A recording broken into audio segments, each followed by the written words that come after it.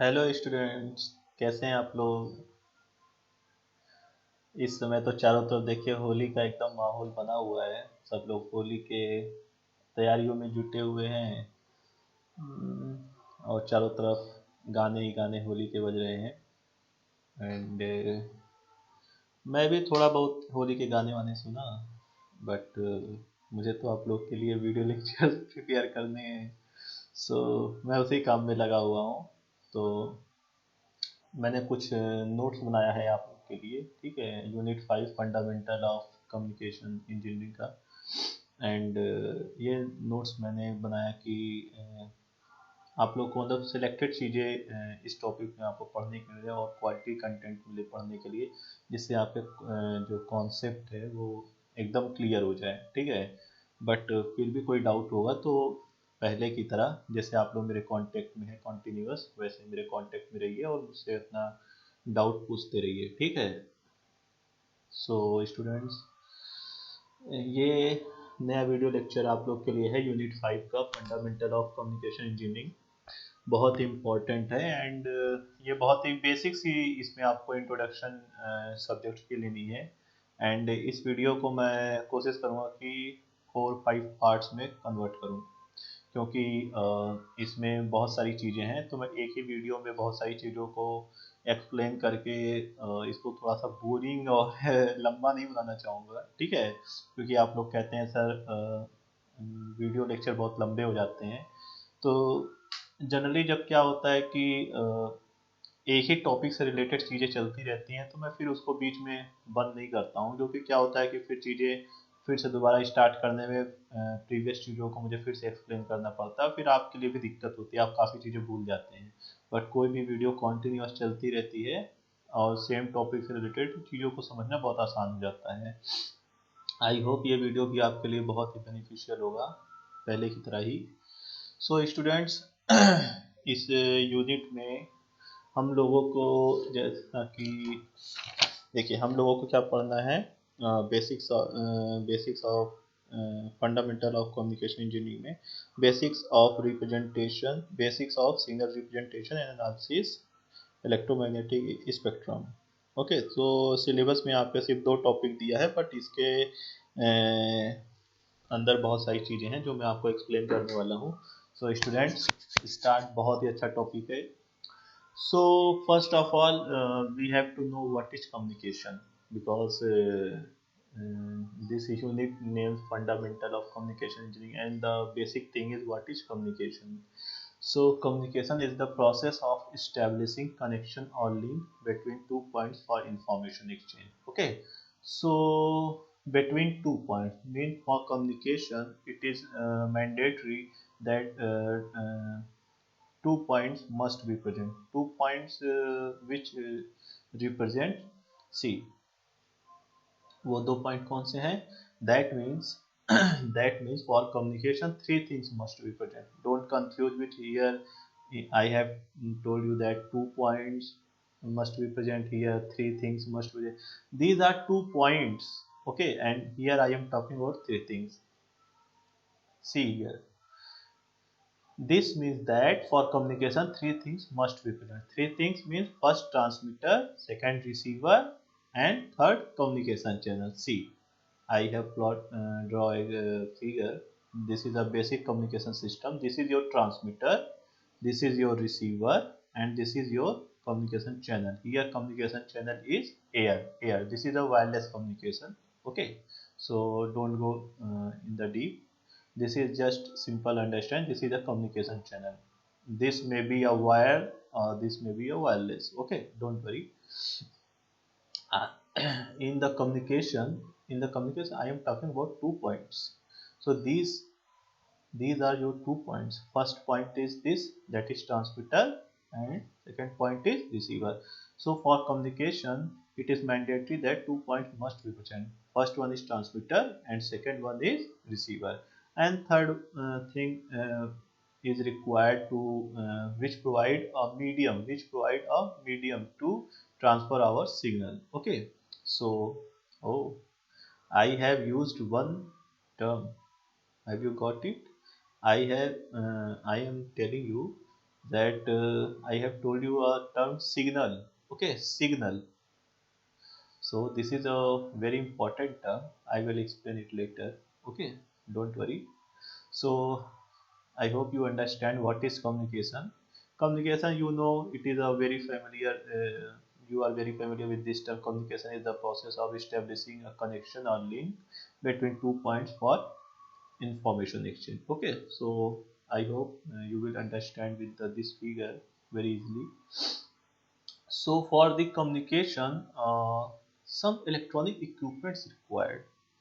Okay, so for electronics equipment which are used for communication purpose are called communication equipment. Okay, so we have assembled different type of communication equipment to form a communication system. That means we have required some electronic equipment to make a communication system. Okay, and so when we assembled a lot of so many electronic equipments in one place, so that form a communication system. For example, for example, see, example of communication system are like telephone, radio telephony, radio broadcasting, TV broadcasting, point to point communication, mobile communication, radar communication, etc. There are so many communication systems. Okay, don't worry. So this is just for your introductory examples that these are the communication systems. Okay. So now come on the topic. I have used this term signal. Okay. So what is signal? So this is the topic signal representation and its analysis. Okay. So what is signal? Signal means information. Like that, if suppose I am the transmitter and you are the receiver. Okay, students, you are receiver, I am the source, I am transmitter. So I am sending you this video lecture. Okay, so here I am telling, I am sending you some video lecture. Okay, so that video lecture is information, that video lecture is information. So when we talk about with respect to communication, so this video lecture is a kind of signal, this video lecture is a kind of signal. Okay, so this is a signal. Signal means in general we we understand that it is just related to information. Okay, so means any type, see here, in any type of communication we transmit some information. I have told you I am the transmitter, you are receiver. So I am I am sending you this video lecture. Okay, so I have transmit some information to you. Okay, which have received by the receiver, like that, which this video lecture received by you. Similarly, this is very easy. Basically, at the origin, sometime message signal produced by the information source will not be electrical in nature. This is very important. Okay, see student, I am sending this video lecture in electronic form, but this is not in electrical form. Okay, so basically it all the sometimes the message signal produced by the information source may be may not be in electrical in nature. Okay, so however, for the transmission purpose we need, see this, we need an electrical signal, because all these signal processing devices equipments are electrical, that is they process electrical signals only. So student, जैसा कि मैंने बताया कि देखिए हमारे जैसे इस free space में अगर हमको सिग्नल को ट्रेवल कराना है, ठीक है, मैं अभी मीडियम की बात नहीं कर रहा हूँ कि वायरलेस या वायर्ड कम्युनिकेशन। ओके, सो हम बोथ कंसीडर करते हैं। अभी आप जनरल कंडीशन को कंसीडर कीजिए कि अगर हमें जनरली सिग्नल को अपने ट्रांसमिट करना है किसी सिस्टम के थ्रू, कम्युनिकेशन सिस्टम के थ्रू, तो हमारे सिग्नल को क्या होना चाहिए, इलेक्ट्रिकल फॉर्म में होना चाहिए, क्योंकि हमारा जो सिग्नल होता, हमारा जो डिवाइस है, जो भी हमारा सिस्टम है, वो प्रोसेस करता है सिर्फ इलेक्ट्रिकल सिग्नल को in the form of voltage and current only. Okay, so we have to convert our signal in electrical form. जैसे मैं अभी बोल रहा हूँ स्टूडेंट, ठीक है, तो मेरी ये वॉइस सिग्नल, ये वॉइस को माइक्रोफोन के थ्रू मैं क्या कर रहा हूँ, इसको मैं इलेक्ट्रिकल सिग्नल में कन्वर्ट कर रहा हूँ, जो कि इस वीडियो लेक्चर में एसोसिएट हो रहा है, इसके साथ एसोसिएट हो रहा है, ठीक है। तो ये क्या हो रहा है कि ये मेरा लैपटॉप मेरी वॉइस को इस वीडियो के साथ सिंक्रोनाइज कर रहा है, ठीक है। तो ये क्या हो रहा है, एक सिग्नल प्रोसेसिंग हो रही है। तो लाइक दैट कि जनरली मैं जो बोल रहा हूँ इलेक्ट्रिकल फॉर्म में तो नहीं है, बट आप जो देखेंगे वो क्या है, वो एक प्रोसेस्ड सिग्नल होगा। Okay, so this is the difference. Okay, so therefore message signal message signal is first converted into electrical form and then transmitted. Okay, सो अगर मुझे अपना ये जो भी मैं आपको पढ़ाना चाहता हूँ या आपको समझाना चाहता हूँ, अगर मुझे आपको समझाना है तो मैं पहले इस वीडियो लेक्चर को इलेक्ट्रिकल फॉर्म में कन्वर्ट करूँगा, क्योंकि आप तो दूर हैं मुझसे और मुझे अपने इस बात को आप तक पहुँचाना है, तो मुझे अपनी बात को इलेक्ट्रिकल फॉर्म में कन्वर्ट करके एक वीडियो लेक्चर प्रोसेस करना होगा, जो कि एक वीडियो लेक्चर का फॉर्म में मैं आपको ट्रांसमिट करूँगा। ठीक है स्टूडेंट, आई होप मैं देखे कितने इजी वे में आपको समझाने की कोशिश कर रहा हूँ और एग्जाम्पल में आपका और अपना ले रहा हूँ, तो आई होप आपको ये मेरी बातें बहुत अच्छे से समझ में आ रही होगी। Okay, here for study purpose we will consider that the message signal is already in electrical form. So student generally हम कम्युनिकेशन सिस्टम में ये मान के चलते हैं कि हमारा जो मैसेज सिग्नल है वो इलेक्ट्रिकल फॉर्म में है।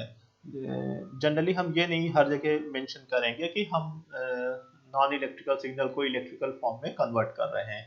अगर मे भी वो इलेक्ट्रिकल फॉर्म में है तो भी ठीक है, नहीं है तो हम मान के चलते हैं कि वो हमारा इलेक्ट्रिकल फॉर्म में ही हमारा मैसेज सिग्नल है।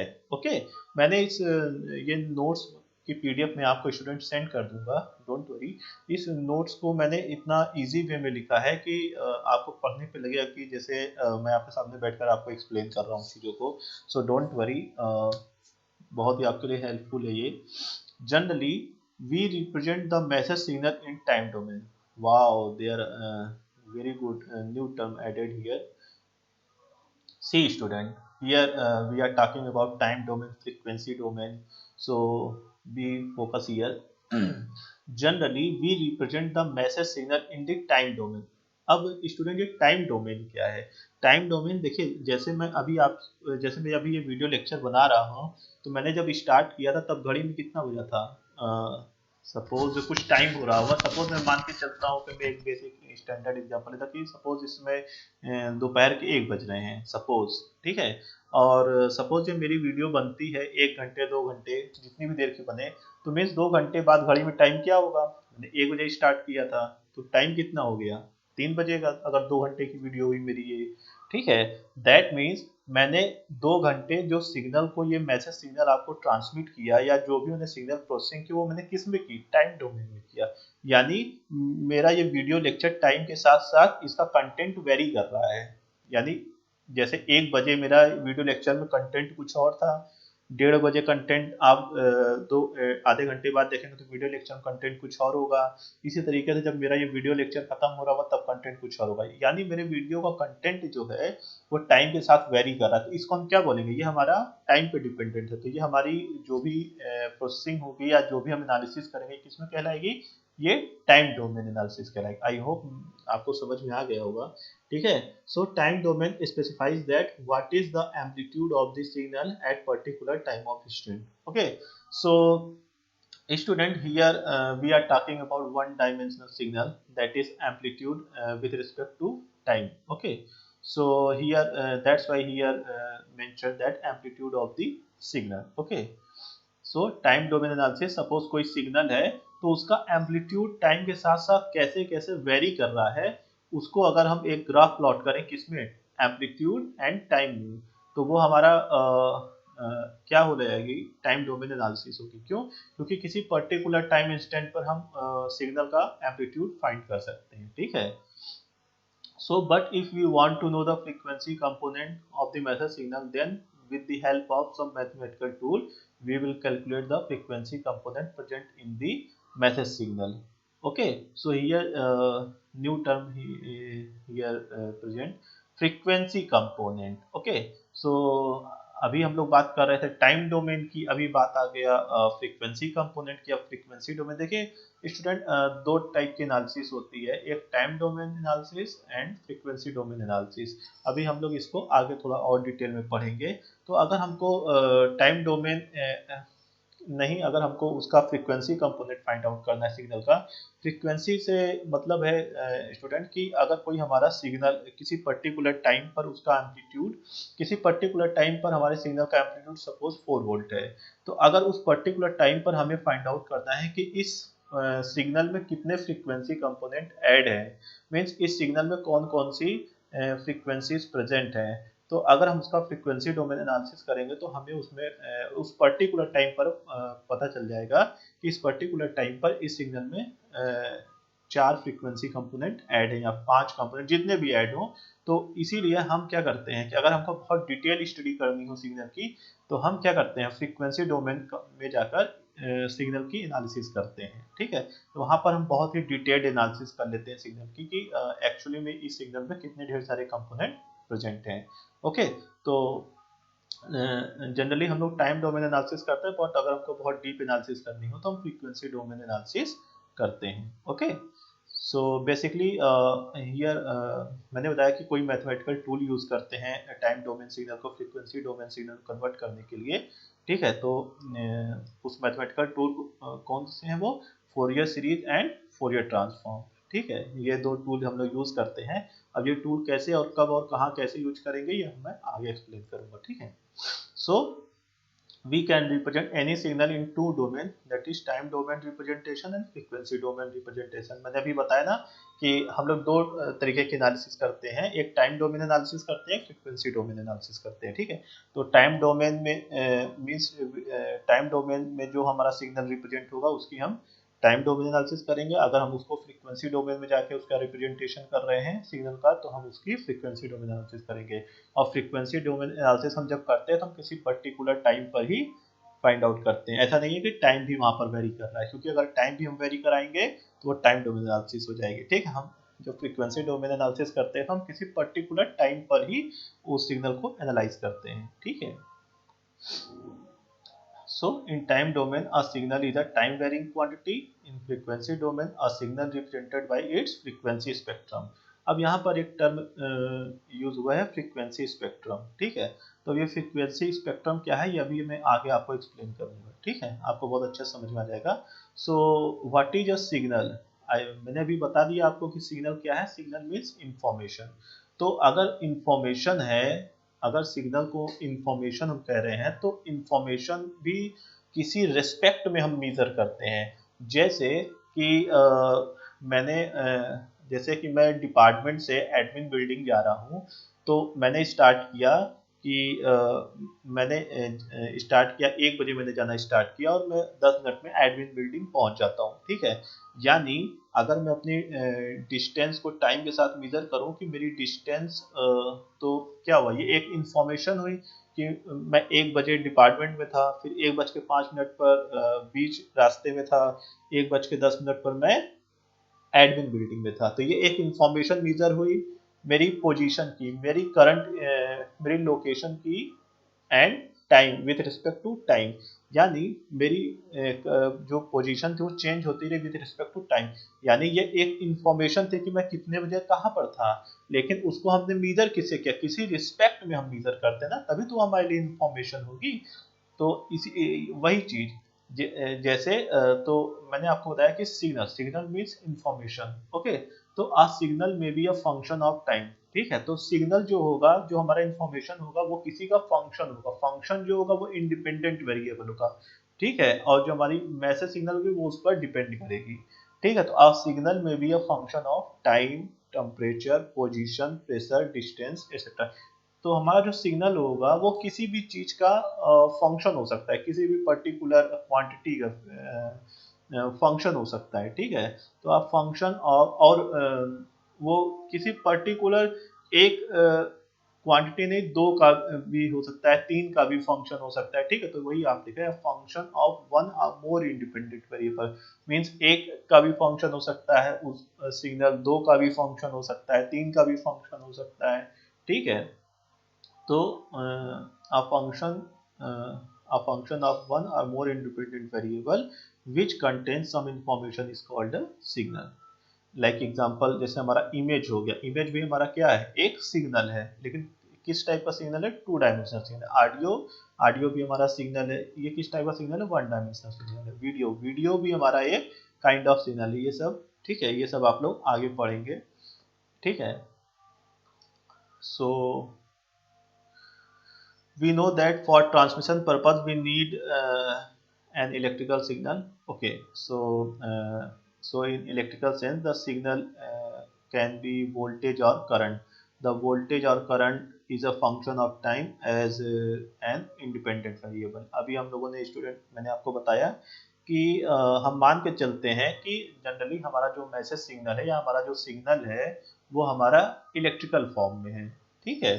तो इलेक्ट्रिकल फॉर्म में है, तो अगर हम उसको इलेक्ट्रॉनिक इक्विपमेंट को प्रोसेस कर रहे हैं तो हम जनरली सर्किट में क्या प्रोसेस करते हैं, हम इनपुट पे क्या देते हैं, यानी वोल्टेज होगा इलेक्ट्रिकल फॉर्म में या करंट होगी, यही तो देते हैं।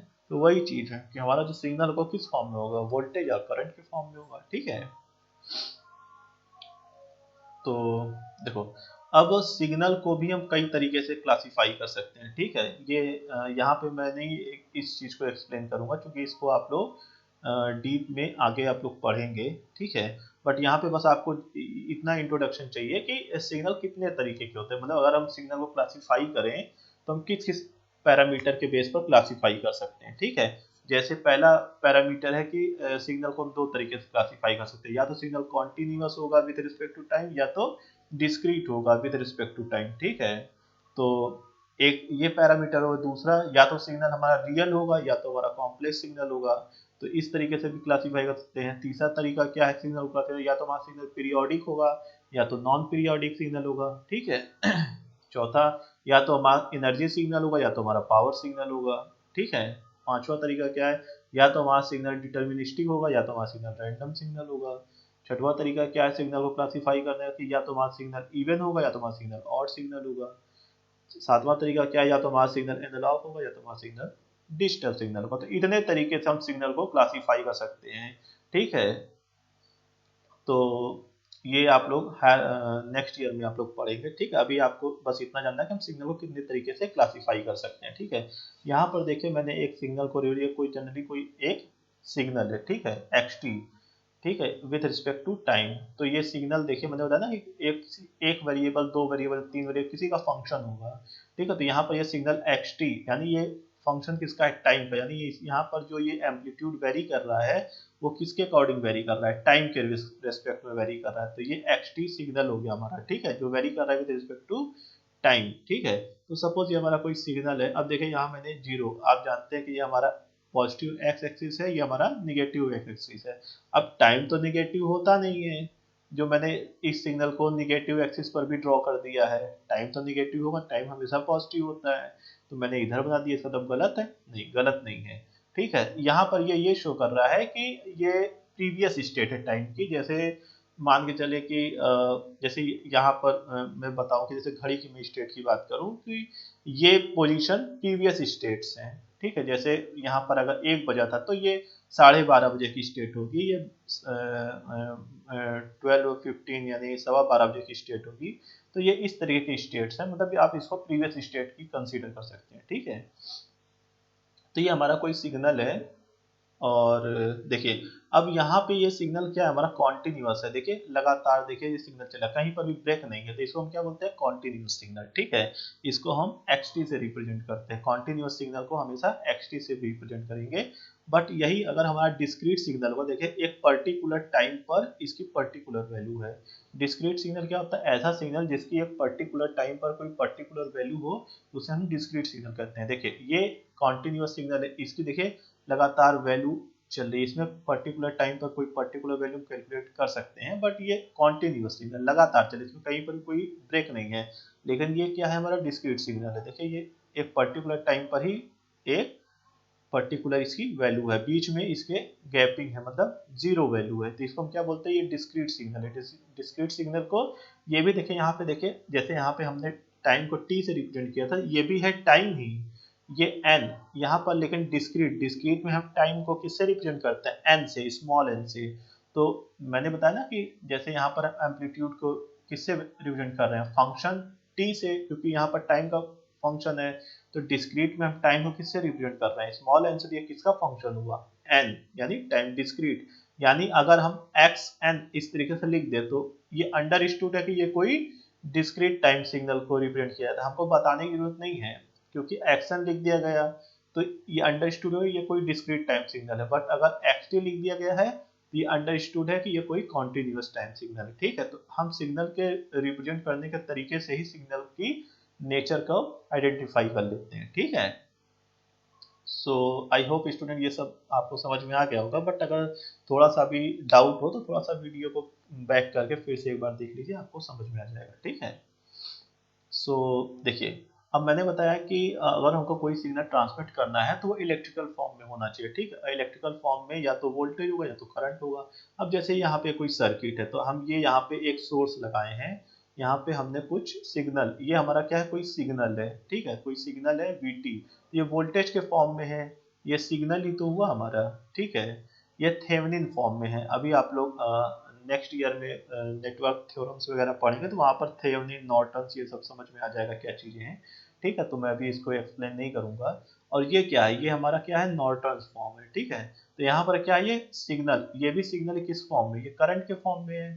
ठीक है, तो इस तरीके से हम ये एक रिप्रेजेंट मैंने किया है कि हम सर्किट में जो हमारे इलेक्ट्रॉनिक इक्विपमेंट्स होते हैं उसमें हम सिग्नल को इलेक्ट्रिकल फॉर्म में ही इनपुट करते हैं। ठीक है, तो ये हमारा रिप्रेजेंटेशन ऑफ सिग्नल हो गया।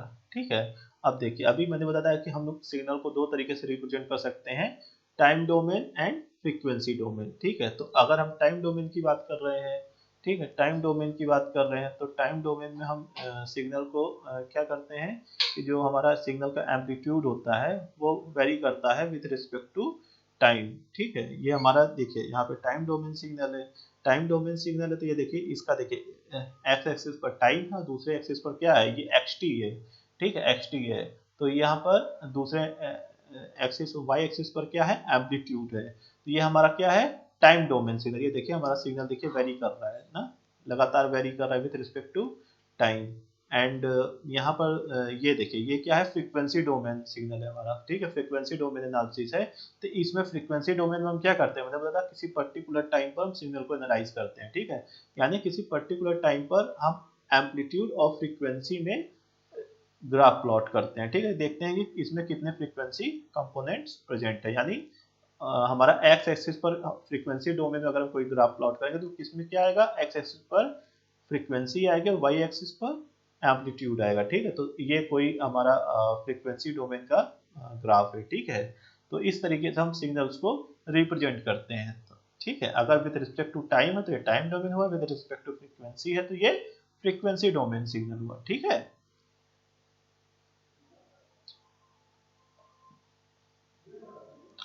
ओके, सो अभी स्टूडेंट मैंने बताया कि अगर हमको टाइम डोमेन सिग्नल को फ्रीक्वेंसी डोमेन सिग्नल में कन्वर्ट करना हो तो हमको कुछ मैथमेटिकल टूल की रिक्वायरमेंट होती है, जिसको हमने कहा था Fourier series and Fourier transform. तो ये फोरियर क्या है, ठीक है, तो आइए देखते हैं फोरियर क्या है। तो we know that we require a mathematical tool that is Fourier series and Fourier transform to convert a time domain signal into frequency domain signal. Okay, so what is Fourier series and what is Fourier transform? Before going on this, understand this example. Okay, so student, Fourier क्या है, और अभी मैंने आपको previous थोड़ा बताया था कि फ्रीक्वेंसी स्पेक्ट्रम नाम का एक शब्द आया था। तो वो फ्रीक्वेंसी स्पेक्ट्रम क्या, मैंने कहा था अभी आगे मैं इसको एक्सप्लेन करूँगा। तो ये सारी चीज़ें यहीं पर आपको समझ में आने वाली हैं। ठीक है, फोरियर क्या है और ये फ्रीक्वेंसी स्पेक्ट्रम क्या है। ठीक है, तो इसको ध्यान दीजिए इस एग्जाम्पल के थ्रू। ये एक प्रिज्म है। ठीक है, ये एक प्रिज्म है। अगर हम इसमें व्हाइट लाइट को यहाँ पर इंसिडेंट करते हैं तो ये इसके आउटपुट पर क्या आता है, प्रिज्म के दूसरे साइड पर। देखिए, अगर हम ये देखिए स्पेक्ट्रम, स्पेक्ट्रम मीन्स एक पट्टी है, एक पट्टी है। ठीक है, ये एक पट्टी है। ठीक है, एक स्केल है या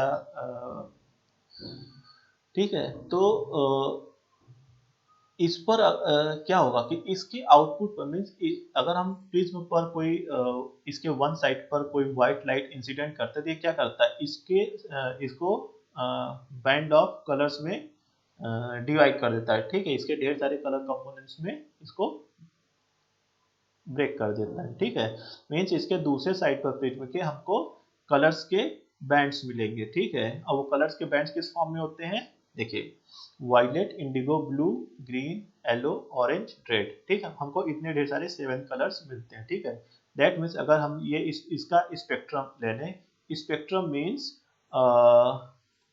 सी मीन्स हमको ढेर सारे कलर्स की बीम मिलती है। ठीक है, बीम मीन्स हमने तो यहाँ पर दिया था व्हाइट लाइट, बट इस व्हाइट लाइट के अंदर कितने ढेर सारे कलर हैं। जनरली हमने तो व्हाइट लाइट देखा था, बट इस व्हाइट लाइट में तो हमको कलर्स दिख नहीं रहे थे, बट इसी व्हाइट लाइट के अंदर ही तो सारे कलर्स मौजूद थे। बट जैसे ही हमने इसको प्रिज्म यानी ये एक प्रिज्म के थ्रू पास किया, तो हमको ये देखिए इस स्पेक्ट्रम यानी इस स्क्रीन पर, इसको एक स्क्रीन सपोज कीजिए, तो इस स्क्रीन पर हमको इतने ढेर सारे कलर देखने को मिले कि इस व्हाइट लाइट के अंदर इतने ढेर सारे कलर्स की लाइट ऑलरेडी प्रेजेंट है। यानी ये सारी इंफॉर्मेशन, इतनी ढेर सारी इंफॉर्मेशन किसमें छुपी हुई थी, इस व्हाइट लाइट के अंदर। और वो हमने कब देखा, जब हमने इस व्हाइट लाइट को एक प्रिज्म के थ्रू पास किया। अदरवाइज हमको नहीं पता चलता ना कभी कि इस व्हाइट लाइट के अंदर इतने ढेर सारे कलर्स की लाइट ऑलरेडी प्रेजेंट है। ठीक वैसे ही ये फोरियर एक मैथमेटिकल टूल है, एक मैथमेटिकल टूल है। जब हम टाइम डोमेन सिग्नल को फ्रीक्वेंसी डोमेन सिग्नल में हमको कन्वर्ट करना है, तो हमको इसी तरीके की एक टूल की जरूरत पड़ती है। जब हम उस मैथमेटिकल टूल को टाइम डोमेन सिग्नल पर अप्लाई करते हैं, जैसे यहाँ पर व्हाइट लाइट है, वैसे हमारा कोई टाइम डोमेन सिग्नल है, तो अगर हम उस टाइम डोमेन सिग्नल पर उस मैथमेटिकल टूल को अप्लाई करते हैं, उसको फ्रीक्वेंसी डोमेन, जैसे ये यहाँ पर है ढेर सारी कलर्स की लाइट आ रही है, तो हमको ढेर फ्रीक्वेंसी डोमेन सिग्नल में कन्वर्ट करते हैं, तो क्या होता है, हमें एक सिग्नल का स्पेक्ट्रम प्राप्त होता है। ठीक है, सिग्नल का स्पेक्ट्रम, स्पेक्ट्रम मीन्स ऐसे उस मीन्स उस सिग्नल में जितनी ढेर सारी फ्रीक्वेंसी कंपोनेंट हिडन थी पहले, वो सारी फ्रीक्वेंसी कंपोनेंट्स की इंफॉर्मेशन हमें प्राप्त हो जाती है, हमें शो हो जाती है। ठीक है, तो यही है हमारा फोरियर। ठीक है, यही हमारा मैथमेटिकल टूल जिसे हम टाइम डोमेन सिग्नल से फ्रीक्वेंसी डोमेन सिग्नल में कन्वर्ट करने के लिए यूज करते हैं। तो वो टूल हमारा क्या है, Fourier series and Fourier transform. ठीक है, अब ये फोरियर सीरीज क्या है, फोरियर ट्रांसफॉर्म क्या, और इसे हम कब और किस सिग्नल पर अप्लाई करेंगे, ये हम लोग आगे डिस्कस करेंगे। ठीक है, बट अभी हम समझ गए हैं कि ये फोरियर क्या है, ये और ये मैथमेटिकल टूल हम क्यों अप्लाई कर रहे हैं। ठीक है, ये सारी चीजें हम समझ गए हैं। और ये फ्रीक्वेंसी स्पेक्ट्रम क्या होता है, ये भी हम समझ गए हैं। तो आई होप स्टूडेंट यहाँ तक आपको चीजें क्लियर हो गई हैं। बट अभी भी आपको चीजें क्लियर नहीं है, तो वीडियो को यहीं पर पॉज करिए और बैक जाइए और फिर से वीडियो को देखिए, तो आपको ये सारी चीजें क्लियर हो जाएगी। ठीक है, here spectrum means output of colour bands. देखिए यहाँ पर मैंने लिख रखा है, यानी out spectrum means output of colour bands, यानी यहाँ पर देखिए इस व्हाइट लाइट के अंदर इतने ढेर सारे कलर बैंड्स प्रेजेंट थे, ये हमको नहीं शो हो रहा था, बट जैसे ही हमने इसको प्रिज्म के थ्रू पास किया, यहाँ पर हमको ये सारे कलर बैंड शो हो गए। तो यही चीज होती है कि टाइम डोमेन सिग्नल में जनरली हमें बहुत सारी इंफॉर्मेशन नहीं शो होती है, बट जब हम उनकी डिटेल एनालिसिस करते हैं यानी फ्रीक्वेंसी डोमेन एनालिसिस करते हैं, तो हमें ढेर सारी इंफॉर्मेशन उस सिग्नल से रिसीव हो जाती है। ठीक है, इसीलिए हम टाइम डोमेन सिग्नल की फ्रीक्वेंसी डोमेन एनालिसिस करते हैं। ठीक, सिमिलरली तो यहाँ पर देखिए बताया है मैंने कि if light signal is replaced by electrical signal and prism by Fourier tool, then we will get frequency component of that signal. Okay, so यहाँ मैंने ब्लॉक डायग्राम के थ्रू एक्सप्लेन किया है कि टाइम डोमेन सिग्नल को अगर frequency domain signal में convert करना है तो हम फोरियर टूल यूज करते हैं, और वापस अगर फ्रीक्वेंसी डोमेन सिग्नल को टाइम डोमेन सिग्नल में कन्वर्ट करना है तो क्या करेंगे, इनवर्स फोरियर टूल यूज करते हैं। ठीक है, यानी टाइम डोमेन से फ्रीक्वेंसी डोमेन में जाना है तो फोरियर टूल यूज किया, अब फ्रीक्वेंसी डोमेन से वापस हमको टाइम डोमेन में आना है तो फिर हम इनवर्स फोरियर टूल अप्लाई करते हैं। ठीक है, ये हम लोग आगे पढ़ेंगे कैसे अप्लाई करते हैं। ठीक, that means if we are analyzing the signal in frequency domain, then we will get the following information। ठीक है, यानी अगर हम किसी सिग्नल को फ्रीक्वेंसी डोमेन में एनालिसिस कर रहे हैं तो हमें कौन कौन सी इंफॉर्मेशन मिल जाएगी। सिंपली जनरली हमें एम्पलीट्यूड के बारे में जानकारी मिलेगी, फ्रीक्वेंसी कंटेंट्स कौन कौन कौन से प्रेजेंट है, power and energy density of the signals, यानी उस पर्टिकुलर फ्रीक्वेंसी कंटेंट का पावर और एनर्जी डेंसिटी क्या है, उसकी पीरियोडिसिटी क्या है, एक्सेट्रा। ऐसे ढेर सारी बातों की हमें जानकारी मिल जाती है। ठीक है, अब देखिए मैंने आपको बताया कि Fourier series and Fourier transform हम लोग अप्लाई कहाँ करेंगे। अभी जब हम लोग सिग्नल को क्लासिफाई कर रहे हैं तो हमने 7 तरीके से सिग्नल को क्लासिफाई किया था। उसमें तीसरा पॉइंट था कि सिग्नल को हम दो तरीके से क्लासिफाई कर सकते हैं, periodic signal and aperiodic signal. यानी अगर हमारा, देखिए यहाँ पे मैंने दो चीज लिखी है, ये टेबल मैंने एक बनाई है आपको समझने के लिए। यानी अगर यहाँ पर हमारा पीरियोडिक सिग्नल होगा तो पहली वाली टेबल को अप्लाई करेंगे, और अपीरियोडिक सिग्नल होगा तो दूसरी वाली रो को फॉलो करेंगे। ठीक है, यानी पहली रो में क्या है, पीरियोडिक सिग्नल है, और दूसरी रो में अपीरियोडिक सिग्नल है। ठीक है, अब पहले कॉलम में मैंने क्या लिखा है, डिस्क्रीट टाइम सिग्नल एंड ये कॉन्टिन्यूअस टाइम सिग्नल। ठीक है, तो अब देखिए इसको अप्लाई कैसे करते हैं, फोरियर कहाँ पर अप्लाई होगा। ठीक है, देखिए अब ये अगर हमारा सिग्नल पीरियोडिक है, अगर हमारा सिग्नल पीरियोडिक है और साथ में डिस्क्रीट भी है, मैंने अभी आपको एक्सप्लेन किया है कि डिस्क्रीट सिग्नल क्या होता है, कॉन्टिन्यूअस सिग्नल क्या होता है। डिस्क्रीट सिग्नल वो सिग्नल होते हैं जिसकी पर्टिकुलर टाइम पर पर्टिकुलर वैल्यू होती है। ठीक है, और कॉन्टिन्यूअस सिग्नल वो होते हैं जो कॉन्टिन्यूअस रहते हैं, बीच में कहीं पर भी वो ब्रेक नहीं होते हैं। ठीक है, यानी कि तो अगर हमारा सिग्नल पीरियोडिक सिग्नल है, अब अगर वो पीरियोडिक सिग्नल हमारा डिस्क्रीट सिग्नल है, डिस्क्रीट टाइम सिग्नल है, तो हम क्या करेंगे, फोरियर सीरीज यूज करेंगे। कौन सा, discrete time Fourier series use करेंगे। एंड अगर कॉन्टिन्यूअस टाइम सिग्नल है तो कॉन्टिन्यूअस फोरियर सीरीज यूज करेंगे। ठीक है, और अगर हमारा सिग्नल ए पीरियोडिक है और डिस्क्रीट सिग्नल है तो हम discrete time Fourier transform use करेंगे। और अगर हमारा सिग्नल कॉन्टिन्यूअस टाइम सिग्नल है और ए पीरियोडिक सिग्नल है तो हम continuous time Fourier transform use करेंगे। अब देखिए यहाँ से दो बातें क्लियर हो निकल कर आ रही हैं कि अगर हमारा सिग्नल पीरियोडिक सिग्नल है, अगर हमारा सिग्नल पीरियोडिक सिग्नल है तो हम फोरियर सीरीज यूज करते हैं, और अगर हमारा सिग्नल ए पीरियोडिक सिग्नल है तो हम फोरियर ट्रांसफॉर्म यूज करते हैं। ठीक है स्टूडेंट, तो ये चीजें देखिए क्लियर हो गई कि फोरियर सीरीज हम कब यूज करेंगे, फोरियर ट्रांसफॉर्म के लिए यूज करेंगे। फोरियर सीरीज हम यूज करते हैं पीरियोडिक सिग्नल के लिए, एंड फोरियर ट्रांसफॉर्म यूज करेंगे ए पीरियोडिक सिग्नल के लिए। ठीक है, अब देखिए यहाँ पे एक टर्म आ गया, अभी हमने पढ़ा था फ्रीक्वेंसी स्पेक्ट्रम, अब यहाँ पे आ गया लाइन स्पेक्ट्रम। अब ये लाइन स्पेक्ट्रम क्या है, तो ये लाइन स्पेक्ट्रम भी जस्ट वही है जो फ्रीक्वेंसी स्पेक्ट्रम वर्ड हमने पढ़ा था, बट ये लाइन स्पेक्ट्रम है क्या, ये थोड़ा सा उससे डिफरेंट है। जैसे मैंने आपको बताया कि किसी पर्टिकुलर टाइम पर जब हम सिग्नल को एनालाइज करते हैं तो हमें उसके बारे में ढेर सारी इंफॉर्मेशन मिलती है। तो जैसे अभी हमने यहाँ पे देखा था। ठीक है, तो अब वो उस इंफॉर्मेशन को हम रिप्रेजेंट कैसे करते हैं। ठीक है, तो देखिए रिप्रेजेंट करने के हमको उसका स्पेक्ट्रम ड्रॉ करना पड़ता है। ठीक है, तो लाइन स्पेक्ट्रम क्या है, ठीक है, ये स्पेक्ट्रम थोड़ा अभी आगे और क्लियर होता जाएगा। ठीक है, थोड़ा सा आप लोग सब्र रखिए कि ये क्लियर हो जाएगा, आपको ये टर्म ही पूरा क्लियर हो जाएगा। ठीक है, थोड़ा सा बस सब्र रखिए, मैं यहाँ पे एक्सप्लेन करता हूँ। ठीक है, the line spectrum is useful in understanding the existence and amplitude or phase of various frequency component present in a waveform। यानी वेवफॉर्म में अगर हम या तो with respect to amplitude draw करें या फेज ड्रॉ करें, ठीक है, तो उस पर्टिकुलर वेवफॉर्म के हमें एग्जिस्टेंस के बारे में इंफॉर्मेशन मिल जाती है। The important conventions about the line spectrum are.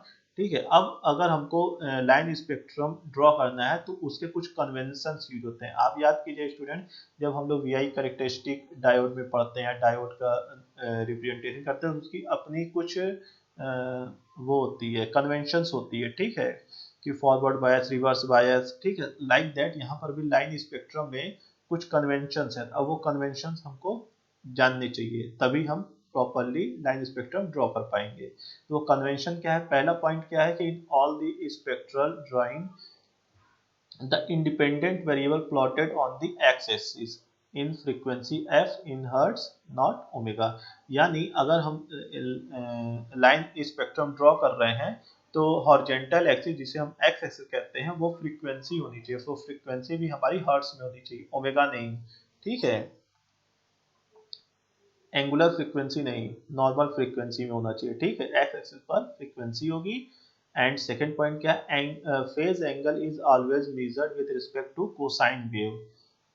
अब यहाँ पर कोसाइन वेव कह दिया है। जनरली क्या होता है स्टूडेंट, हम लोग अगर पीरियोडिक सिग्नल यूज कर रहे हैं तो दो तरीके के पीरियोडिक सिग्नल हो गए हमारे, एक तो साइन वेव, दूसरा कोसाइन वेव। तो अगर किसी ने साइन वेव लिया है तो हमको क्या करना पड़ेगा, उसको कोसाइन वेव में कन्वर्ट करना पड़ेगा। बट अगर किसी ने कोसाइन वेव लिया है तो कोसाइन वेव तो हमको ऑलरेडी इसमें रिक्वायर्ड है। ठीक है, तो उसको कन्वर्ट नहीं करना पड़ेगा। यानी अगर हमको फेज एंगल मेजर करना है सिग्नल का तो हम क्या करेंगे, किसमें प्लॉट करेंगे, फ्रीक्वेंसी एंड जो हमारा measured with respect to cosine wave. This mean that it is measured with respect to positive real axis of the phasor diagram. Okay, hence it is necessary to convert sine wave into cosine wave using the following formula। यानी अगर cosine wave है तब तो कोई दिक्कत नहीं है, but अगर साइन वेव है तो हमें उसको कन्वर्ट करना पड़ेगा यूजिंग दिस फॉर्मूला। यानी sine omega T is equal to cos omega T minus 90 degree. ठीक है, इससे हम उसको साइन वेव को कोसाइन वेव में कन्वर्ट कर देंगे। ठीक है, यानी दो कन्वेंशंस हमको याद हो गए कि पहला हमारा कोसाइन वेव होना चाहिए अगर हमको फेजर इंफॉर्मेशन चाहिए, दूसरा अगर हम हॉरिजॉन्टल एक्सिस पर हमारा फ्रीक्वेंसी एक्स एक्सिस पर फ्रीक्वेंसी होना चाहिए इन हर्ट्ज।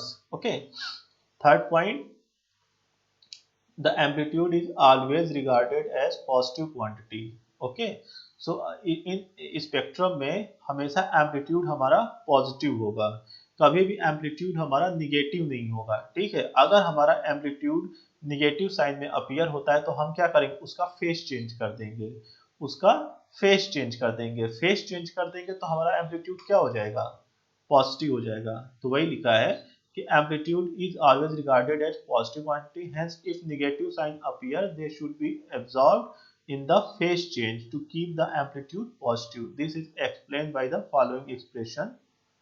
ये जैसे अगर हमारा देखिए माइनस ए कॉस ओमेगा टी, यानी यहाँ पर जो हमारा इस कोसाइन वेव का एम्पलीट्यूड है ये क्या है, माइनस है, माइनस ए। लेकिन अगर हमको इसका लाइन स्पेक्ट्रम ड्रॉ करना है तो एम्पलीट्यूड हमारा माइनस तो हो नहीं सकता है, इसको प्लस होना चाहिए। तो हम क्या करेंगे, इस कोसाइन वेव का फेज ही चेंज कर देंगे। फेज चेंज कर देंगे कितना, या तो आइदर पॉजिटिव 180 डिग्री या निगेटिव 180 डिग्री। ठीक है, तो इसका जैसे ही हम फेज चेंज करेंगे तो ये क्या हो जाएगा, हमारा एम्पलीट्यूड पॉजिटिव हो जाएगा। ठीक है, द एडिशनल फेज चेंज में B plus minus 180 degree converts the negative amplitude minus A to positive amplitude plus ए।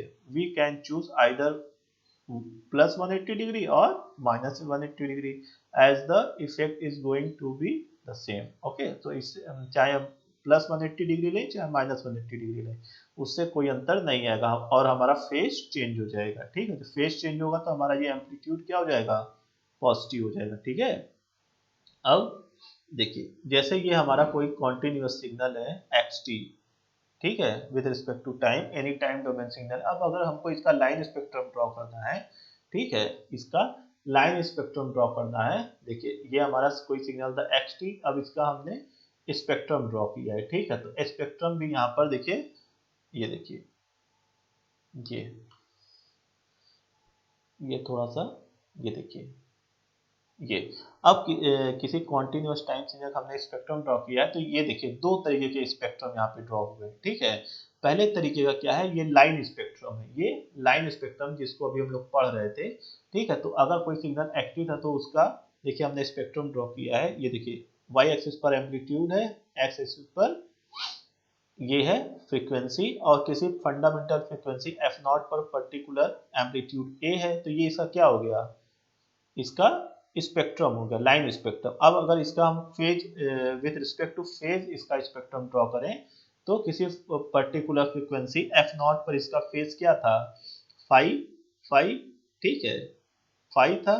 ठीक है, तो ये हमारा हो गया लाइन स्पेक्ट्रम है। ठीक है, या सिंगल साइडेड स्पेक्ट्रम है। ठीक है। ये लाइन स्पेक्ट्रम को हम क्या कह सकते हैं, सिंगल साइडेड स्पेक्ट्रम। बट देखिए इसी के इक्विवेलेंट, यहाँ देखिए मैंने ये लिखा है ना 3 लाइनें, तो ये क्या है, इसी का इक्विवेलेंट देखिए यहाँ पे ये है, इसी एम्पलीट्यूड के स्पेक्ट्रम के इक्विवेलेंट ये स्पेक्ट्रम देखिए, ये भी एम्पलीट्यूड और फ्रीक्वेंसी में प्लॉट किया गया है। ये देखिए यहाँ पर देखिए क्या है, एम्पलीट्यूड a/2, फ्रीक्वेंसी f0, और ये -f0 a/2, ठीक है। यहाँ पर अब देखिए यहाँ पर फ्रीक्वेंसी माइनस में भी है, ठीक है, यानी ये पॉजिटिव साइड में भी है, पॉजिटिव एक्स एक्सिस पर भी है और निगेटिव एक्स एक्सिस पर भी है, ठीक है। तो अब देखिए ये डबल साइडेड स्पेक्ट्रम है, ये क्या था, सिंगल साइडेड स्पेक्ट्रम या लाइन स्पेक्ट्रम था, ये हमारा क्या है, ये डबल साइडेड स्पेक्ट्रम है। अब ये डबल साइडेड स्पेक्ट्रम बनेगा कैसे, हमने इसको क्यों बनाया, जब हमारा काम इससे चल रहा है, हम सिंगल लाइन स्पेक्ट्रम ड्रॉ कर रहे हैं और हमको इंफॉर्मेशन मिल रही है स्पेक्ट्रम की, तो हम डबल साइडेड क्यों ड्रॉ कर रहे हैं। देखिए ये डबल साइडेड हम क्यों ड्रॉ कर रहे हैं, ये अभी आगे मैं एग्जांपल के थ्रू आपको क्लियर कर देता हूँ, ठीक है।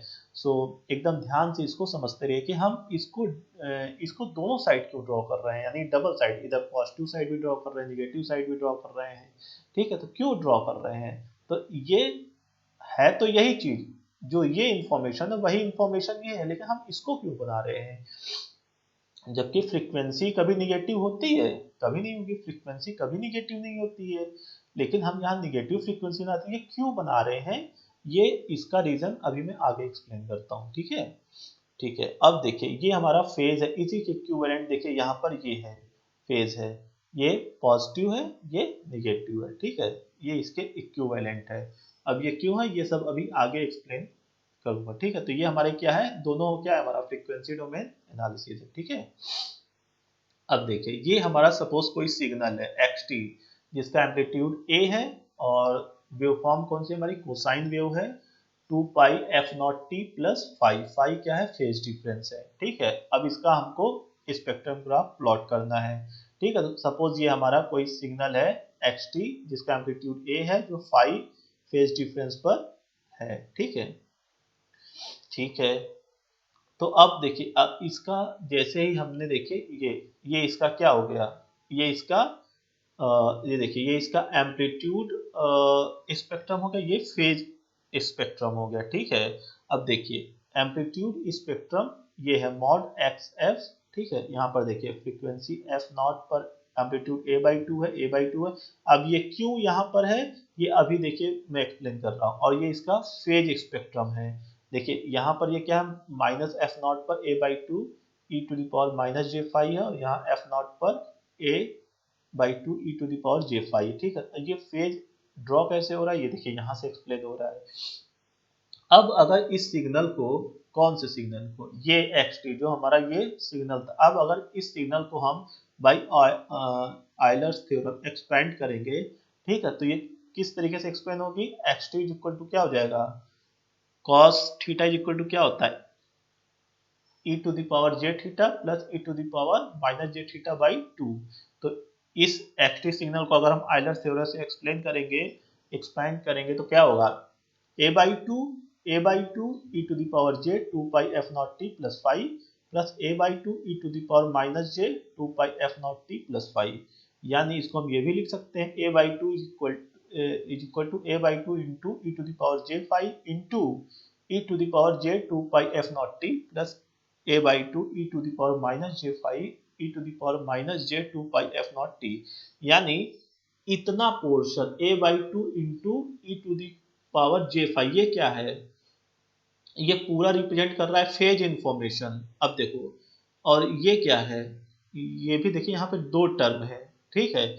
एक देखो, एक फेज इंफॉर्मेशन पॉजिटिव साइड के लिए दे रहा है, और ये किस फ्रीक्वेंसी के लिए है, f0 पर ये फेज इंफॉर्मेशन है, और -f0 सिग्नल पर ये फेज की इंफॉर्मेशन, एक तो ये हो गया। अब देखो एम्पलीट्यूड, एम्पलीट्यूड देखो a/2 किस पर है, एक f0 पर है, एक -f0 पर है, यानी देखो f0 जब पॉजिटिव है तो हमारा एम्पलीट्यूड क्या है, a/2, एम्पलीट्यूड देखो पॉजिटिव है, दोनों पॉजिटिव है, यहाँ पर भी दोनों पॉजिटिव, और जब हमारी फ्रीक्वेंसी -f0 हुई, ये -f0, तो हमारा एम्पलीट्यूड a/2, इसीलिए यहाँ पर जब हम स्पेक्ट्रम ड्रॉ कर रहे हैं तो हम दोनों तरफ प्लस एफ नॉट और माइनस एफ नॉट दोनों पर हम a/2 स्पेक्ट्रम ड्रॉ कर रहे हैं। आ कहाँ से रहा है? आयलर एक्सपेंशन से आ रहा है, ठीक है।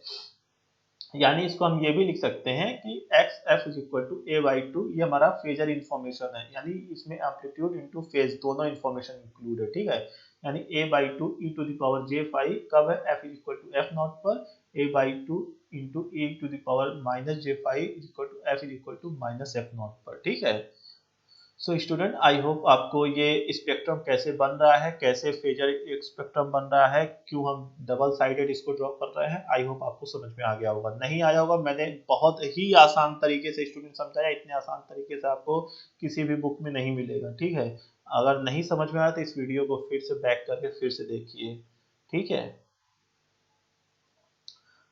अब फोरियर सीरीज क्या है, ठीक है। अभी तक हम लोगों ने पढ़ लिया कि स्पेक्ट्रम कैसे ड्रॉ होता है, ठीक है। हमने पढ़ लिया स्पेक्ट्रम कैसे ड्रॉ होता है। मैंने आपको बता दिया था कि अगर हमारा सिग्नल पीरियोडिक सिग्नल है तो हम उसके लिए उसको फ्रीक्वेंसी डोमेन में, अगर हमारा periodic signal time domain signal है तो हम उसको फ्रीक्वेंसी डोमेन कन्वर्ट करना है तो हम फोरियर सीरीज यूज करेंगे। अगर हमारा ए पीरियोडिक टाइम डोमेन सिग्नल है तो हम उसको फ्रीक्वेंसी डोमेन सिग्नल में कन्वर्ट करने के लिए फोरियर ट्रांसफॉर्म यूज करेंगे, ठीक है। ठीक है, तो अब ये फोरियर सीरीज क्या है इसको समझ लेते हैं। We know that sine wave and cosine wave are the basic building function for any periodic signal. मैंने बताया कि फोरियर सीरीज हम लोग यूज किस लिए करते हैं? पीरियोडिक सिग्नल के लिए, और पीरियोडिक सिग्नल सिर्फ दो ही है, या तो साइन वेव होगी या तो कोसाइन वेव होगी, ठीक है। This mean that any periodic signal consist of sine wave having different amplitude of different frequencies and having different relative phase shift, ठीक है। So Fourier series represent a periodic waveform in the form of sum of infinite number of sine and cosine terms, ठीक है। Fourier series is a tool used to analyze any periodic signal. After the analysis, we obtain the following information. Okay, कौन कौन सी information मिलेगी? Their amplitude, their frequency component, relative phase difference between these frequency components, यानी हमको तीन information यहाँ से मिल जाएगी, ठीक है। Okay, here frequency component are nothing but the sine wave at different sine wave at those frequencies, यानी उसमें जो ढेर सारे साइन वेव्स के फ्रीक्वेंसी कंपोनेंट प्रेजेंट है वही हमारे क्या फ्रीक्वेंसीज हैं, वही हमारे क्या है फ्रीक्वेंसी कंपोनेंट्स हैं, ठीक है। अब देखो फोरियर सीरीज भी तीन तरीके की है। एक है ट्रिग्नोमेट्रिक फोरियर सीरीज, दूसरी है पोलर फोरियर सीरीज, तीसरी है एक्सपोनेंशियल फोरियर सीरीज, यानी हम तीन तरीके की फोरियर सीरीज यूज करते हैं, ठीक है। जनरली ये है एक ही चीज, ठीक है, बट उसको रिप्रेजेंटेशन का अलग अलग तरीका है, ठीक है। ये है तीनों एक ही चीज है। अभी जब मैं एक्सप्लेन करूंगा तो आपको तुरंत समझ में आ जाएगा कि ये अलग अलग नहीं, ये तीनों एक ही टर्म है, ठीक है। बट इसको रिप्रेजेंट करने के मेथड के आधार पर हम इसको तीन तरीके से रिप्रेजेंट कर रहे हैं, ठीक है। जैसे ट्रिग्नोमेट्रिक फोरियर सीरीज क्या है कि any periodic signal xt of period t not, यानी उस पीरियोडिक सिग्नल का पीरियड कितना है? t नॉट है, may be represented by a trigonometric Fourier series. अब देखिए, ये फोरियर सीरीज से हम किसी भी सिग्नल xt को रिप्रेजेंट कर सकते हैं। क्या है? ए naught plus summation N is equal to 1 to infinite A N cos N omega naught T plus summation N is equal to 1 to infinite B N into sine N omega naught T, equation number 1। अब यहाँ पर A naught A N and B N are known as the Fourier coefficients, यानी A naught A N and B N को हम क्या कह रहे हैं? फोरियर कोफिशियंट्स हैं। ओमेगा नॉट को हम क्या लिखेंगे? 2 पाई एफ नॉट या 2 pi by T not. T not क्या है? हमारा सिग्नल का पीरियड है, ठीक है। अब इन फोरियर कोफिशियंट्स की हम वैल्यू कैलकुलेट कर रहे हैं, तभी तो हम इसके साथ इसकी ओवरऑल वैल्यू को कैलकुलेट कर सकते हैं। तो इसकी ए नॉट की वैल्यू क्या होगी? 1 by T naught integrate, limit है हमारी t to T plus T naught x T into D T. ये हमारा इक्वेशन नंबर 2 हो गया। ए एन को कर सकते हैं 2 by T naught integrate T to T plus T naught x T into cos N omega naught T into D T, ये equation number 3। And B N is equal to 2 by T naught integrate T to T plus T naught x T into sine N omega naught T into D T. ये हमारा हो गया equation number 4। So equation 1, अब देखो हमें A naught A N and B N की values मिल गई है। अब इससे हम ए नॉट ए एन और बी एन की वैल्यू फाइंड आउट कर सकते हैं। जब हमको ये वैल्यूज मिल जाएगी तो हम सारी वैल्यूज को इक्वेशन 1 में पुट करेंगे तो हमें क्या मिलेगा। सो इक्वेशन 1 को हम किस तरीके से एक्सपेंड कर सकते हैं, देखो X T is equal to A naught plus A one cos omega naught T plus A two cos two omega naught T plus dot dot dot plus B one sine omega naught T plus B two sine two omega naught T plus dot dot dot infinite. So ये equation number 5 हो गया। ठीक है, तो ये ए not हमारा क्या है, ये एवरेज वैल्यू है। एवरेज वैल्यू है, ये हमारा डीसी वैल्यू है, डीसी कंपोनेंट है। ठीक है, डीसी कंपोनेंट है इस फोरियर सीरीज का। ठीक है, DC component of signal x T. ठीक है, एंड डीसी कंपोनेंट इसलिए क्योंकि देखो इसमें कोई फ्रीक्वेंसी कंपोनेंट ऐड नहीं है। ठीक है, बट इन सारे कंपोनेंट में क्या है, फ्रीक्वेंसी कंपोनेंट ऐड है। ठीक है, तो इसीलिए इसको हमारा डीसी कंपोनेंट है। ए वन क्या हमारा फंडामेंटल कंपोनेंट है, फंडामेंटल कंपोनेंट है। और ए टू एंड इसके आगे के जितने भी कंपोनेंट आएंगे वो हमारे सेकेंड हार्मोनिक, थर्ड हार्मोनिक, यही जो हार्मोनिक्स जनरेट हो रहे हैं यही हमारे क्या आ रहे हैं, फ्रीक्वेंसी कंपोनेंट्स हैं। ठीक है, तो खूब ढेर सारे देखिए इसमें फ्रीक्वेंसी कंपोनेंट जनरेट हो रहे हैं। यानी एक पर्टिकुलर हर फ्रीक्वेंसी पर हमको सिग्नल की इंफॉर्मेशन, ढेर सारे सिग्नल्स की इंफॉर्मेशन मिल रही है। और देखिए ये B1 sign omega naught T क्या हमारा फंडामेंटल कंपोनेंट है, B2 sign two omega naught T ये हमारा सेकंड हार्मोनिक। इसी तरीके से हमको ढेर सारे हार्मोनिक्स मिलेंगे। ठीक है, दूसरा फॉर्म फोरियर सीरीज का क्या है, पोलर फोरियर सीरीज। ठीक है, the polar Fourier series is derived from the trigonometric Fourier series. ये हमारा जो भी हमने ट्रिग्नोमेट्रिक फोरियर सीरीज पढ़ा है ये वाली, इसी को मॉडिफाई कर दिया है। इसी को क्या किया इन्होंने, मॉडिफाई कर दिया है। मॉडिफाई किया तो वही सेम चीज है। देखिए तो यहाँ पर वही सिग्नल हमारा एक्स टी था, उसको इन्होंने लिखा है C naught plus summation N is equal to 1 to C N cos N omega naught T plus five N, equation number 1। अब ये यहाँ पर सी एन क्या है, सी एन की वैल्यू है under root A N square plus B N square. A N B N क्या है, ये फोरियर कोफिशियंट्स है जो अभी हमने देखा कैसे उनकी वैल्यू कैलकुलेट करते हैं। ठीक है, और ये फाइव एन क्या है, फाइव एन फेज डिफरेंस है minus tan inverse b n upon a N. And c naught क्या है, ए नॉट, ए नॉट क्या हमारा DC value of signal x T. ठीक है, तो ये कैसे कैलकुलेट होता है ये भी हम अभी देख चुके हैं। तो जब हम इक्वेशन 1 को एक्सपेंड करेंगे तो हम इस तरीके से लिख सकते हैं, यानी X T is equal to C naught plus C one cos omega naught T plus five one plus C two cos two omega naught T plus five two plus C three cos three omega naught T plus five three and dot dot dot infinite.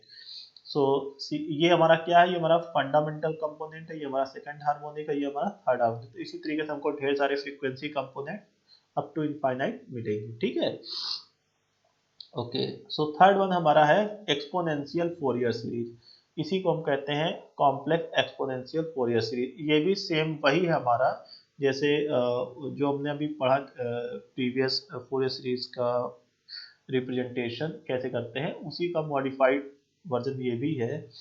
ठीक है, cos theta sin theta को हम ये लिख सकते हैं, ठीक है, by Euler's theorem. So any periodic signal xt is expressed in exponential form in series as, so xt is equal to summation n is equal to minus infinite to infinite cn e to the power j 2 pi n t by t naught। ठीक है, यहाँ पर जो हमारा f naught था, f naught की जगह हमने क्या लिख दिया है,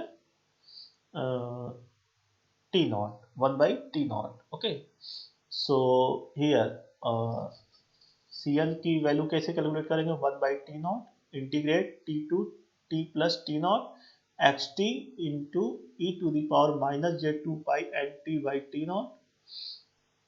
हियर इक्वेशन 3 ये consist of exponential term, it is known. सो देखो यहाँ पर एक्सपोनेंशियल टर्म है इसलिए इसको एक्सपोनेंशियल फोरियर सीरीज कहते हैं। ठीक है, तो यहाँ पे एक्स टी को हम summation N is equal to minus infinite to infinite c n e to the power j two pi n f t ये लिख सकते हैं। ठीक है,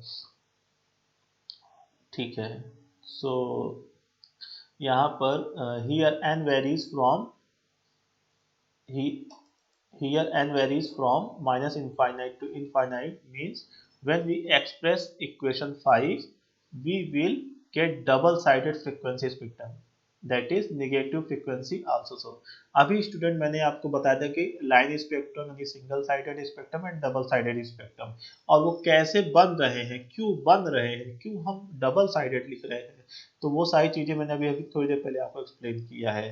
तो मैंने एक्सप्लेन कर दिया है, आई होप अब आप गलती नहीं करेंगे और आपको कोई डाउट नहीं होगा। तो वही चीज यहाँ पर लिखा हुआ है कि हमें डबल साइडेड स्पेक्ट्रम मिलेगा, ठीक है।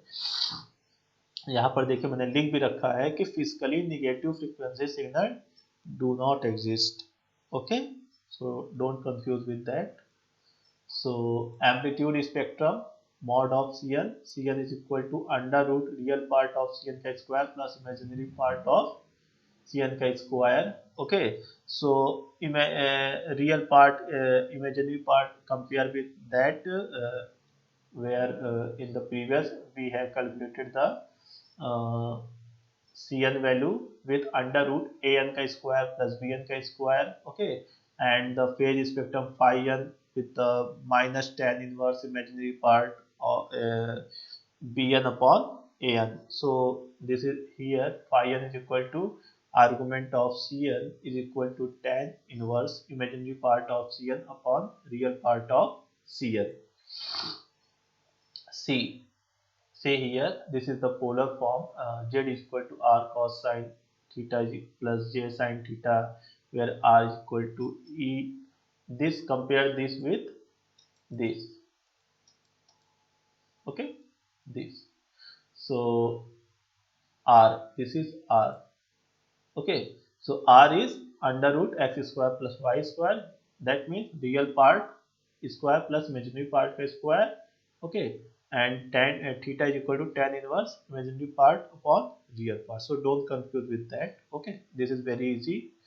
I hope students up to here you have understand all the concepts regarding Fourier series, okay. So now this is Fourier transform. So Fourier transform, I have told you we have applied for the aperiodic signal. So non-periodic signal or aperiodic signal with extent from minus infinite to plus infinite can be represented with the help of Fourier transform. Okay, so if xt is any a non-periodic signal, then it is its Fourier transform is represented by x capital X omega is equal to f in square bracket xt is equal to integration minus infinite to infinite xt into e to the power minus j omega t into dt. Okay, so if we express this for frequency response in with respect to frequency f, then x f is equal to integrate minus infinite to infinite xt into e to the power j 2 pi ft into dt. So these both are same terms, and these are known as Fourier transform of signal xt.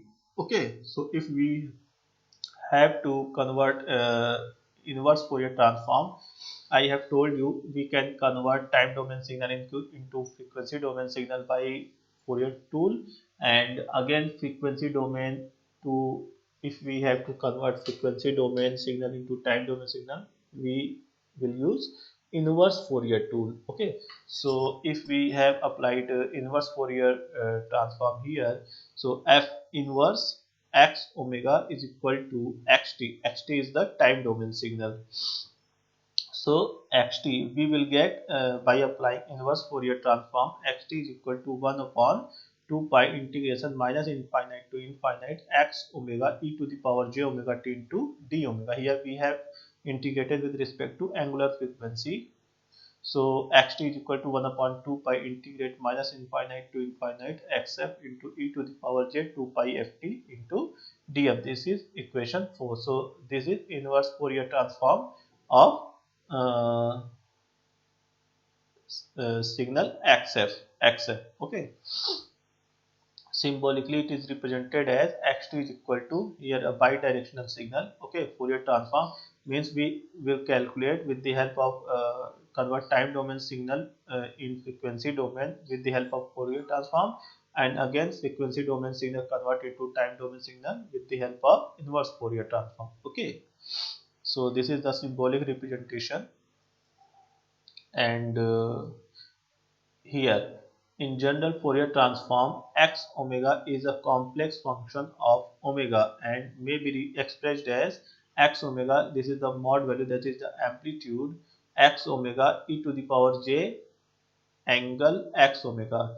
Okay, so here this is angle, so we can write this as mod of x omega into e to the power j theta omega. Okay, so here x mod of x omega is the amplitude spectrum and angle x omega is the phase spectrum. And what is the amplitude spectrum and what is the phase spectrum, I have already explained in previous. Okay, अभी थोड़ी देर पहले ही मैंने student आप लोग को ये सब explain किया है कि एम्पलीट्यूड स्पेक्ट्रम क्या है, फेज स्पेक्ट्रम क्या है, ये कैसे ड्रॉ होता है, ये सारी चीजें अभी जस्ट थोड़ी देर पहले ही मैंने आपको एक्सप्लेन किया है. ठीक है. Okay, so signal xt will have to satisfy the following condition so that its Fourier transform can be obtained. So यहाँ पर स्टूडेंट कुछ कंडीशन है कि हम किस सिग्नल का Fourier ट्रांसफॉर्म कैलकुलेट कर सकते हैं. ठीक है, तो उसके लिए कुछ कंडीशंस है जो मैंने पॉइंट वाइज यहाँ पर लिखी हुई. से पहला पॉइंट है कि जो हमारा सिग्नल होगा a periodic signal xt should be single valued in any finite time interval t. Okay, single valued function होना चाहिए हमारा signal. And second point, it should have finite number of discontinuities in any finite time interval. Okay, so ये जो हमारा signal है यानी उसमें जो डिसकंटिन्यू यानी फाइनाइट टाइम इंटरवल के लिए ही डिफाइन होना चाहिए, इनफाइनाइट नहीं होना चाहिए. एंड तीसरा पॉइंट है xt should have finite number of maxima and minima in any finite time interval. यानी फाइनाइट टाइम इंटरवल के अंदर अगर कोई हमारा ए पीरियोडिक सिग्नल है तो उसके अंदर जो भी हमारे मैक्सिमम और मिनिमम पॉइंट्स होंगे वो भी फाइनाइट होने चाहिए. ठीक है, क्योंकि फाइनाइट टाइम इंटरवल है तो इनफाइनाइट मैक्सिमम मिनिमम नहीं होने चाहिए. And fourth, xt should be absolutely integrable function. यानी हमारा जो सिग्नल होना चाहिए xt जो भी होगा वो इंटीग्रेबल होना चाहिए. ऐसा ना हो कि वो इंटीग्रेबल ही ना हो. ठीक है, तो अगर ये चारों कंडीशन सेटिस्फाई कर रहा है तो हम इजीली किसी भी एपीरियोडिक सिग्नल का फोरियर ट्रांसफॉर्म कैलकुलेट कर सकते हैं. ठीक है, सो स्टूडेंट आई होप आपको यूनिट 5 का ये पहला पार्ट वीडियो लेक्चर आपको समझ में आ गया होगा. और अगर किसी पॉइंट पर आपको चीज़ें नहीं क्लियर हो रही या नहीं समझ में आ रही हैं तो आप वीडियो को थोड़ा सा बैक करके फिर से उस टॉपिक को, उस कंटेंट को आप समझिए.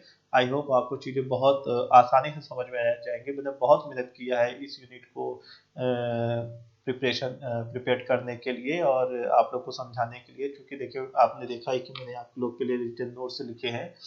तो क्योंकि मेरा पूरा फोकस रहता है कि आप लोग को चीज़ें बहुत आसानी से और ज़्यादा से ज़्यादा चीज़ें समझ में आए. ठीक है, तो अगर आपको किसी भी पॉइंट पर कहीं भी कोई डाउट होता है, चीज़ें नहीं क्लियर हो रही, तो आप बेझिझक होकर मुझसे पूछिए. मैं आपको वो सारे पॉइंट्स और सारी चीज़ें एक्सप्लेन कर दूंगा. ठीक है, सो स्टूडेंट्स मैं लेक्चर को यहीं पर फिनिश करता हूँ एंड जल्दी ही इसका पार्ट 2 मैं अपलोड करूँगा. Okay, bye bye students.